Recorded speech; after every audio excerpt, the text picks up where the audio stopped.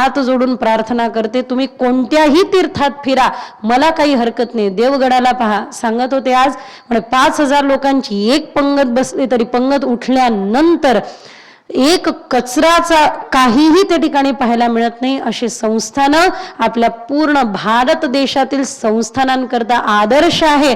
हात जोडून विनंती आहे, देवगडावर देव आहे तर देव प्रत्येक तीर्थात आहे. म्हणून प्रत्येक तीर्थामध्ये जाल तर तीर्थाला स्वच्छ ठेवण्याची नैतिक जबाबदारी सभ्य नागरिक या नात्याने तुम्ही स्वतःच्या हातात घ्या आणि आपल्या तीर्थांना स्वच्छ करा. हात जोडून विनंती, हे जे प्लास्टिक वगैरे तुम्ही खाता ते आमच्या यमुनेच्या गंगेच्या काठावरती कितीतरी दिवस मुरत नाही, जिरत नाही, नष्ट होत नाही. 200-300 वर्ष ते तसंच राहतं आणि त्यामुळे आमची यमुना आता दूर दूर होत चालली आहे.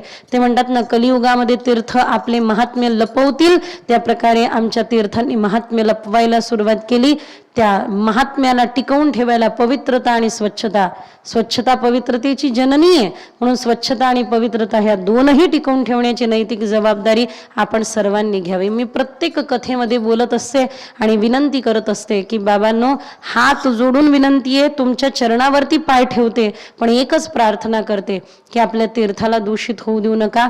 जलाशयामध्ये आपल्या सुंदर प्रवरा झालं, यमुना झालं, गंगा झालं, यामध्ये प्लास्टिक आदी करून कचरा टाकू नका. हात जोडून विनंती आहे, आपल्या तीर्थांना अस्वच्छ करू नका.